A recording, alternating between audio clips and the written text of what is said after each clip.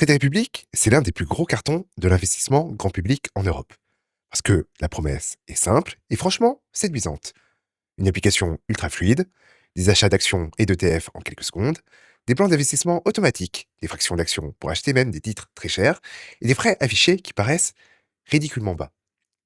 Et pourtant, depuis un moment, je vois monter des critiques de plus en plus fortes, avec toujours les mêmes mots qui reviennent, spread énorme, prix pas fidèle, exécution bizarre, service client absent. Et surtout, le sujet qui fait vraiment peur, les comptes bloqués. Alors aujourd'hui, je veux faire une vidéo différente. Une vidéo où on ne fait ni du bashing, ni de la défense aveugle, mais une vidéo où on comprend la mécanique, parce que la plupart des polémiques viennent d'un mélange entre trois notions qui se ressemblent, mais qui ne veulent pas dire la même chose, le PFOF, le spread et la qualité d'exécution. Et si on comprend vraiment ces trois notions, on peut répondre calmement à la vraie question. Est-ce que Trade Republic est dangereux? Est-ce que c'est juste un modèle low cost avec des compromis? Et surtout, pour quel type d'investisseur ça peut poser problème? Je veux que tu te mettes dans une situation simple. Tu ouvres l'application, tu vois 1 € par ordre. Tu te dis que c'est imbattable. Et tu compares à une banque traditionnelle où tu as parfois 5 €, 10 €, 15 € de frais, parfois plus, et tu te dis que la conclusion est évidente. Sauf qu'en bourse, le coût réel n'est pas toujours l'étiquette. Et quand une plateforme te dit frais quasi nul, la question intelligente n'est pas comment ils sont gentils. La question intelligente, c'est où est la rémunération réelle? Et surtout, est-ce que cette rémunération peut influencer le prix auquel moi, je suis exécuté? C'est exactement là que naissent le PFOF, le spread et la qualité d'exécution. Le PFOF, c'est le Payment for Order Flow. Ça veut dire paiement pour le flux d'ordre. Et en langage clair, ça décrit une situation où un courtier reçoit un avantage financier ou un bénéfice non monétaire, parce qu'il envoie les ordres vers une place d'exécution ou un intermédiaire plutôt qu'un autre. Donc, déjà, première clarification. Le PFOF ne décrit pas un spread, il ne décrit pas un prix mauvais, il décrit d'abord une relation économique entre le courtier et la manière dont il route ton ordre. Mais pourquoi c'est important? Parce que si ton courtier est rémunéré par le fait de router ton ordre vers une place A, plutôt que vers une place B, tu as un conflit d'intérêt potentiel. Et ton courtier doit alors démontrer qu'il respecte quand même ses obligations de best execution, c'est-à-dire obtenir le meilleur résultat possible selon les règles MIFID, en tenant compte du prix, des coûts, de la vitesse, de la probabilité d'exécution et de la probabilité de règlement. Et deuxième point très important, parce que je vois des gens dire « c'est interdit, donc c'est fini », alors qu'en réalité le texte prévoit une période transitoire. L'article qui interdit le PFOF prévoit qu'un État membre où, avant le 28 mars 2024, des entreprises recevaient du PFOF peut accorder une exemption jusqu'au 30 juin 2026, mais uniquement pour des services rendus à des clients domiciliés dans cet État membre. Et ça nous amène à une question concrète, une question de terrain. Quand Trade Republic exécute les ordres? Où est-ce que l'ordre part? Et qui exécute vraiment? Si tu veux comprendre les polémiques, il faut regarder un document clé qui est la politique d'exécution, parce que c'est là qu'un courtier explique ses canaux, ses lieux d'exécution et ses règles de traitement d'ordre. Trade Republic publie une execution policy qui explique que les ordres peuvent être exécutés sur des bourses, des lieux d'exécution électronique et que Trade Republic peut également confier l'exécution à un partenaire de trading en tant qu'intermédiaire commissionnaire. Ce qui est une formulation importante, parce que ça te dit que l'ordre n'est pas forcément exécuté directement sur un marché central, mais peut passer par un partenaire d'exécution. Et là, je vais être ultra clair, exécuter via une place X plutôt que via une place Y ne veut pas dire tricher, mais ça veut dire que les liquidités, le carnet, les règles de formation du prix, et la façon dont le market maker gère le risque peuvent être différentes. Et donc, à certains moments, deux courtiers peuvent te donner des prix légèrement différents alors que tu achètes la même action, au même moment. Et c'est là que les gens crient au scandale. Mais pour comprendre si c'est un scandale, il faut comprendre deux choses, le spread et la qualité d'exécution. Le spread, c'est un coût implicite, et c'est le coût le plus mal compris par les investisseurs débutants. Parce qu'on vit dans un monde où on a appris à comparer les frais visibles, alors que sur les marchés, le plus gros coût peut être souvent invisible. Le spread, c'est la distance entre le meilleur prix d'achat disponible et le meilleur prix de vente disponible à un instant T. Et cette distance dépend de trois choses très concrètes. La liquidité, la volatilité et l'incertitude. Quand un titre est ultra liquide, comme un gros ETF mondial ou une très grosse action américaine pendant les heures où Wall Street est ouverte, le spread est souvent serré, parce qu'il y a beaucoup d'acheteurs, beaucoup de vendeurs. Le market maker prend peu de risques, et il se rémunère sur un spread faible. Quand un titre, en revanche, est moins liquide, ou quand tu trades à une heure où la liquidité est plus faible, Ou quand il y a un événement qui crée de la volatilité, le market maker élargit le spread, parce qu'il prend plus de risques à t'offrir un prix ferme. Et là, le point crucial, c'est que le spread n'est pas une arnaque, le spread est une variable de marché.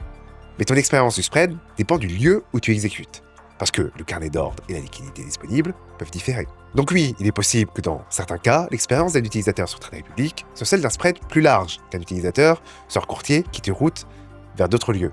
Mais ce n'est pas un phénomène magique, c'est un phénomène qui découle du canal d'exécution. Et c'est là que le PFOF réapparaît. Parce que si un courtier a un intérêt économique à privilégier un certain canal, le débat revient. Est-ce que ce canal fournit systématiquement un bon résultat pour le client? Ou est-ce qu'il existe des moments où ce canal pénalise le client? Et pour répondre à cette question, on doit parler de la qualité d'exécution. La best execution, c'est l'obligation de prendre toutes les mesures suffisantes pour obtenir le meilleur résultat possible. Mais il y a un piège. Et ce piège, c'est que beaucoup de gens pensent que best execution signifie meilleur prix absolu de toute la planète, au microseconde près, alors que la réalité réglementaire est plus nuancée. Donc, quand un courtier affirme respecter la best execution, ça ne veut pas dire que ton prix sera toujours identique à celui que tu aurais eu ailleurs. Ça veut juste dire que le courtier doit pouvoir justifier sa politique, ses facteurs, et qu'il ne doit pas organiser l'exécution de manière à te nuire volontairement. Maintenant, rentrons dans le concret. Si tu passes un ordre au marché sur un actif avec un spread déjà large, tu acceptes implicitement de payer ce spread. Et donc, même si le prix affiché sur l'écran te paraît proche, tu peux te retrouver exécuté sur la partie haute du spread à l'achat ou sur la partie basse du spread à la vente. Donc quand tu vois un débat Trade Republic, c'est du vol à cause du spread, la bonne manière de juger n'est pas de crier. La bonne manière de juger, c'est de poser 3 questions. De quel actif parle-t-on? À quelle heure l'ordre a été passé? Et quel type d'ordre a été utilisé? Parce que la vérité, et c'est une vérité que beaucoup n'aiment pas, c'est que sur un ETF très liquide, en heure pleine, en ordre limité, l'écart peut être minime, alors que sur un actif exotique, en heure creuse, en ordre de marché, l'écart peut devenir réellement pénalisant. Et là, oui, le modèle, prévisible ou pas, peut se payer en coûts implicites. Trade Republic communique sur ses lieux d'exécution via ses politiques et ses rapports, et la réglementation impose aussi de publier des informations sur les top lieux d'exécution. Mais le problème, ce n'est pas uniquement est-ce que c'est écrit quelque part, le problème c'est que la majorité des gens n'a pas été éduquée au fait que le spread et l'exécution peuvent coûter plus que tes frais fixes. Et quand tu ajoutes un marketing 1 euro par ordre, tu as naturellement un public qui se focalise sur ces 1 euro et qui oublie tout le reste. Et c'est souvent là que naît la polémique. La polémique naît quand la promesse du « c'est presque gratuit » rencontre la réalité. Un ordre au marché, sur une valeur peu liquide, peut coûter très cher. Deuxième grosse polémique, les actions ne t'appartiennent pas. Les fractions ne sont pas les vraies actions. Tu n'es pas sur le Nasdaq. Ça, c'est ce qu'on entend parler. Mais on va te démêler le vrai du faux. D'abord, sur les fractions, Trade Republic a une page d'aide qui affirme explicitement que leur offre de fractions correspond à de vraies fractions, et non à des instruments dérivés émis par un tiers. Et ils expliquent aussi que fractions et actions entières sont détenues en conservation via un partenaire. Ensuite, sur les limitations, il y a un point très important que beaucoup ignorent. Dans un contrat client Trade Republic, il est indiqué que les fractions ne peuvent pas être transférées telles quelles vers un autre compte titre. Et que si tu demandes un transfert de la ligne, les fractions ne seront pas transférées et seront vendues avec crédit du produit en cash. Donc la vérité c'est, oui, la fraction te donne une exposition économique réelle avec des dividendes au prorata, mais oui, elle introduit aussi des contraintes pratiques, notamment sur la transférabilité. Sur la conservation, Trade Republic décrit un modèle où les titres sont conservés via des structures de custody et de sous-custody, avec mention de Clearstream et d'un sous-custodial comme HSBC dans certains documents contractuels.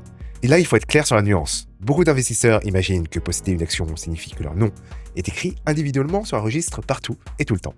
Alors que la réalité de la conservation moderne passe très souvent par des comptes omnibus chez des dépositaires avec des droits de propriété et de créances reconnus, mais pas une inscription nominative automatique. Et c'est justement pour ça que si ton objectif numéro 1, c'est le nominatif sur certaines actions françaises, ou une stratégie très orientée droit d'actionnaire à l'ancienne, tu peux préférer une banque ou un courtier qui gère plus facilement ces démarches, parce que ce n'est pas l'ADN d'une app conçue pour l'investissement simple et le DCA.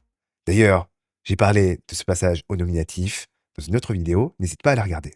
Mais à l'inverse, si ton objectif c'est d'acheter une fraction d'un titre à 2000 € pour diversifier ton portefeuille sans attendre d'avoir une somme énorme, la fraction ici est un outil puissant. Et c'est difficile de le nier. Troisième sujet qui revient souvent, le cash rémunéré n'est pas vraiment du cash, ou ce n'est pas vraiment protégé. Là aussi, on va être précis. Trade Republic explique que les dépôts cash sont répartis entre les banques partenaires, et ils donnent même des exemples de partenaires, et ils indiquent que pour des soldes plus élevés, Une partie peut être diversifiée dans des liquidity funds, mais uniquement si tu as activé ton IBAN Trade Republic. Il précise également que les dépôts détenus sur les comptes auprès des banques partenaires relèvent de la garantie des dépôts jusqu'à 100 000 € par banque partenaire, ce qui est l'argument principal de réassurance côté client. Mais il précise aussi que pour certains clients IBAN, les fonds diversifiés dans des liquidity funds sont protégés par ségrégation via des comptes de custodie séparés, ce qui n'est pas la même chose que la garantie des dépôts bancaires. Et c'est exactement là que les gens se mélangent. Un fonds monétaire n'est pas un dépôt bancaire, donc ce n'est pas la même protection, même si l'objectif d'un fonds monétaire est la stabilité et la liquidité. Donc en fait, une partie du cash peut être sur des banques partenaires avec une garantie de dépôt, et une partie peut être sur des fonds de liquidité, selon les conditions du compte. Et dans tous les cas, il faut comprendre que cash rémunéré peut recouvrir plusieurs mécanismes selon la configuration. Et c'est pour ça qu'il faut lire ce que l'app te dit précisément dans ton profil. Maintenant, on arrive au sujet le plus émotionnel, celui qui fait le plus peur, celui qui peut ruiner la confiance, même si tout le reste fonctionne. Les blocages de comptes et les fonds temporairement inaccessibles. On le voit, des témoignages existent sur les réseaux sociaux, sur les forums, sur YouTube. La discussion porte moins sur l'existence des blocages que sur la difficulté à les résoudre. Et ici, la mécanique est malheureusement assez classique dans le monde bancaire.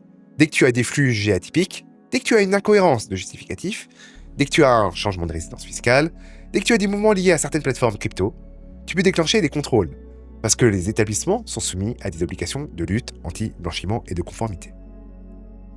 Et ils préfèrent parfois bloquer préventivement, plutôt que de prendre un risque réglementaire. Le problème, c'est que dans une banque traditionnelle, tu peux parfois finir par trouver quelqu'un en agence ou un conseiller, alors que dans une néobanque, si le support est lent, automatisé ou saturé, l'expérience devient un cauchemar, parce que tu n'as pas de visibilité, tu ne sais pas quel document était attendu, et tu ne sais pas combien de temps ça va durer, et tu as souvent l'impression d'être impuissant.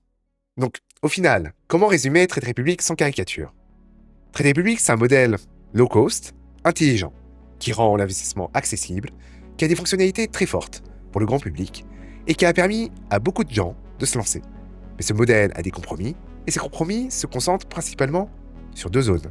La première, c'est la zone d'exécution, parce que le PFOF, le choix des lieux d'exécution, la liquidité disponible et le spread peuvent créer des différences de prix dans certains contextes. Et si tu ne connais pas ces notions, tu peux payer un coût implicite plus élevé que prévu, même avec des frais affichés faibles. La deuxième zone, c'est la zone incident, parce que le jour où tu as un blocage ou une anomalie, la qualité du support devient tout. Et si le support n'est pas au niveau, l'expérience peut être très mauvaise, même si le produit est excellent le reste du temps.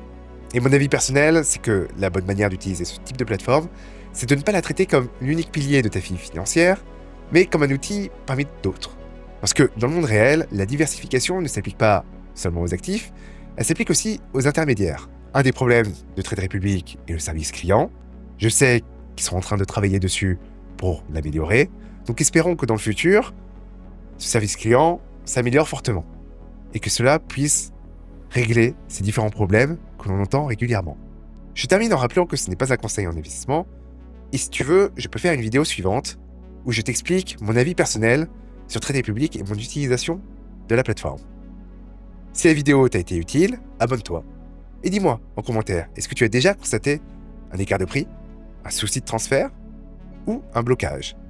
Et dans quel contexte exact? Parce que c'est toujours le contexte qui fait la vérité. Je te remercie d'avoir vu cette vidéo et je te dis à très bientôt.